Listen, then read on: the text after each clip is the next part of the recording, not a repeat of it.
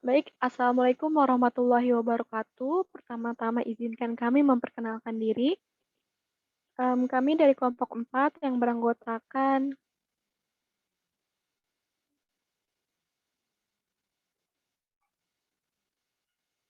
Tasya Aulia, saya sendiri Siti Daila, Frida Lailatul, Safgani, dan Hendra Natua.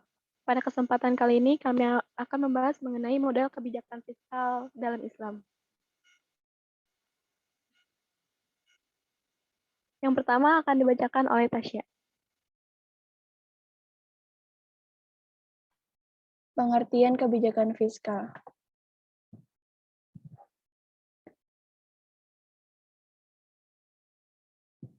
Kebijakan fiskal adalah kebijakan yang dilakukan oleh pemerintahan dalam rangka mendapatkan dana-dana dan kebijaksanaan yang ditempuh oleh pemerintah untuk membelanjakan dananya tersebut dalam rangka melaksanakan pembangunan. Atau dengan kata lain, kebijakan fiskal adalah kebijakan pemerintah yang berkaitan dengan penerimaan atau pengeluaran negara. Menurut Sadono Sukirno tahun 2003, kebijakan fiskal adalah langkah-langkah pemerintah untuk membuat perubahan-perubahan dalam sistem pajak atau dalam pembelanjaan dengan maksud untuk mengatasi masalah-masalah ekonomi yang dihadapi berdasarkan dari beberapa teori dan pendapat yang dijelaskan di atas, dapat kita simpulkan bahwa kebijakan fiskal adalah suatu kebijakan ekonomi yang dilakukan oleh pemerintah dalam pengelolaan dan keuangan negara untuk mengarahkan kondisi perekonomian menjadi lebih baik yang terbatas pada sumber-sumber penerimaan dan alokasi pengeluaran negara yang tercantum dalam APBN. Adapun peranan kebijakan fiskal dalam perekonomian, dalam kenyataannya menunjukkan bahwa volume transaksi yang diadakan oleh pemerintahan di kebanyakan negara dari tahun ke tahun bertendensi untuk meningkatkan lebih cepat daripada meningkatkannya pendapatan nasional. Ini berarti bahwa peranan dari tindakan fiskal pemerintah dalam seluruh negara-negara yang sudah maju perekonomiannya. Peranan tindakan fiskal pemerintah semakin besar dalam mekanisme pembentukan tingkat pendapatan nasional, terutama dimaksudkan agar supaya pemerintah dapat lebih mampu dalam mempengaruhi jalannya perekonomian, menentukan tingkat pendapatan nasional lebih besar.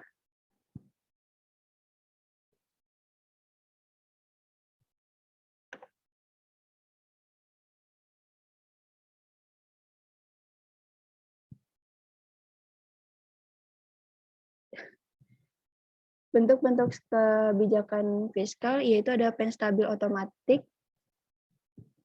bentuk-bentuk sistem fiskal yang sedang berlaku yang secara otomatis cenderung untuk menimbulkan kestabilan dalam kegiatan ekonomi. Yang kedua ada kebijakan fiskal diskresioner, yaitu langkah-langkah dalam bidang pengeluaran pemerintah dan perpajakan yang secara khusus membuat perubahan ke atas sistem yang ada yang bertujuan untuk mengatasi masalah-masalah ekonomi yang dihadapi. Selanjutnya akan dibacakan oleh Hendra Natua.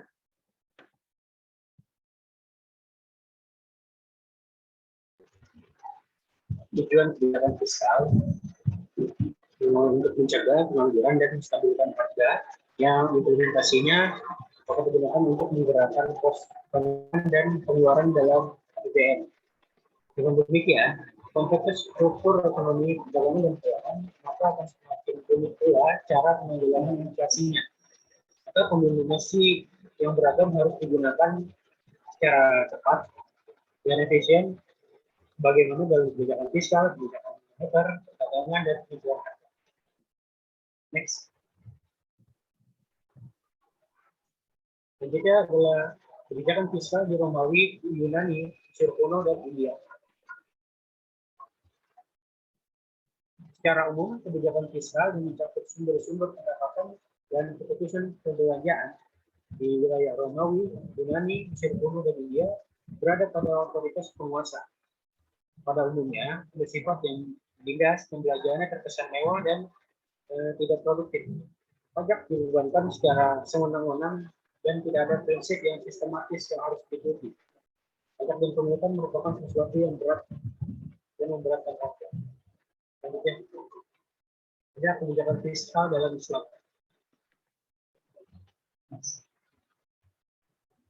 Kebijakan fiskal dalam Islam bertujuan untuk menciptakan masyarakat yang didasarkan pada keseimbangan distribusi kekayaan dengan menempatkan nilai-nilai material dan spiritual secara seimbang, seperti menciptakan stabilitas ekonomi, tingkat pertumbuhan ekonomi yang tinggi dan pemerataan pendapatan, ditambah dengan tujuan lain yang terkandung dalam aturan-aturan Islam.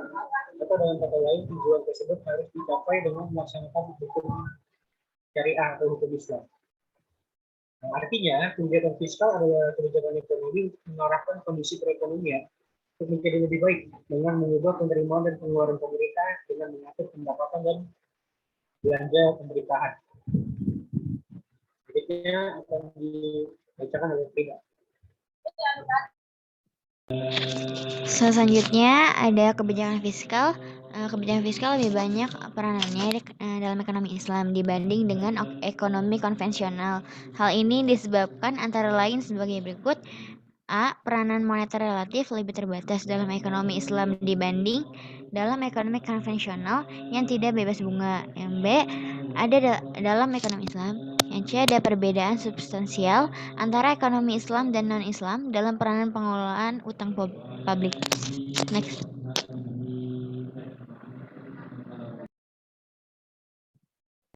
Kebijakan fiskal dalam Islam. Dari berbagai sistem ekonomi yang ada, sistem ekonomi Islam dianggap sebagai smart solution dalam berbagai sistem ekonomi yang ada karena secara etimologi maupun secara empiris terbukti sistem ekonomi Islam menjadi sistem ekonomi yang mampu memberikan kemakmuran dan kesejahteraan yang nyata dalam penerapannya.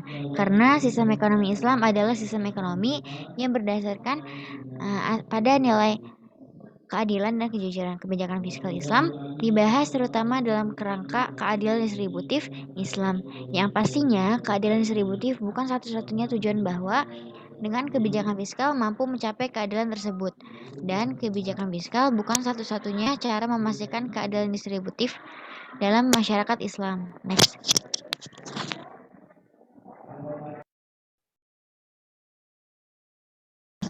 Konsep kebijakan fiskal dalam Islam. Konsep fiskal dalam ekonomi Islam tidak terlepas dari tujuan dan fungsi dalam sistem keuangan fiskal. Dalam ekonomi Islam, tujuan dan fungsi sistem keuangan fiskal adalah meliputi yang pertama ada mencapai kelayakan atau kesejahteraan yang menyeluruh dengan terwujudnya tingkat kesempatan kerja atau full employment. Yang kedua ada menekan laju inflasi. Ini akibat dari ketidakseimbangan pasar tenaga kerja dan pasar barang. Yang ketiga, ada mempercepat pertumbuhan ekonomi. Dalam ekonomi Islam, percepatan pertumbuhan ekonomi dapat dijadikan tujuan dasar dari kebijakan fiskal. Next, selanjutnya akan dibacakan oleh Sarif Gani. Yang keempat, instrumen kebijakan fiskal.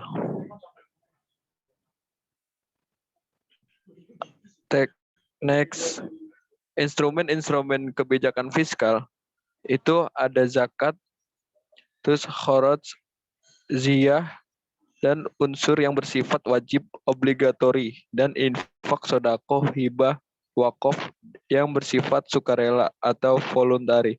Kalau zakat sumber pendapatan penting lainnya untuk keuangan negara berbentuk uang tunai atau dinar dan dirham, hasil pertanian dan ternak.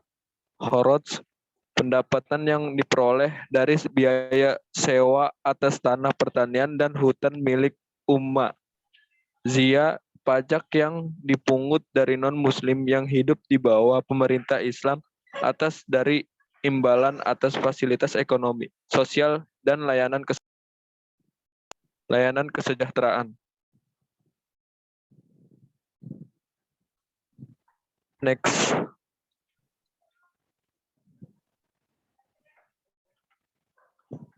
Instrumen pengeluaran kebijakan fiskal. Yang pertama itu program menghilangkan kemiskinan, kebijakan moneter dan perencanaan ekonomi untuk kesejahteraan masyarakat, regulasi pasar, instrumen hutang pada negara luar. Oke, selanjutnya akan dibacakan oleh Tasya. Kaidah umum belanja pemerintah. Yang pertama, pembelanjaan itu harus dalam koridor maslahah.